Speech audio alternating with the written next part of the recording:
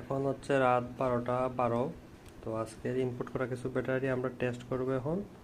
দুইটা ব্যাটারি দিয়ে 6 থেকে 7 ঘন্টা ব্যাকআপ পাওয়ার কথা হচ্ছে টিপিলিং C64, মানে এটা 12 ভোল্ট 1 এম্পিয়ার রাউটার।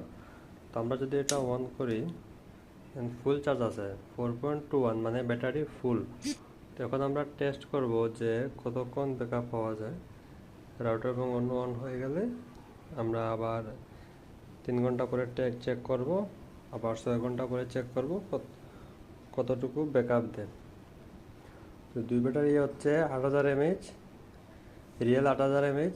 8 ঘন্টার মতো ব্যাকআপ পাওয়া যায় যদি 9 ভোল্টের রাউটার হয়, আর 12 ভোল্টের রাউটার হলে কিছুটা কম পাওয়া যায়। তাহলে এক ব্যাটারি দিয়ে 3 থেকে 4 ঘন্টা ব্যাকআপ পাওয়া যায়, 3 ব্যাটারি হলে 10 থেকে 12 ঘন্টা ব্যাকআপ পাওয়া যায়। তো যাদের এই রাউটারের ইউপিএসগুলো প্রয়োজন, আমাদের হোয়াটসঅ্যাপে নক করতে পারেন। স্টক কিন্তু লিমিট।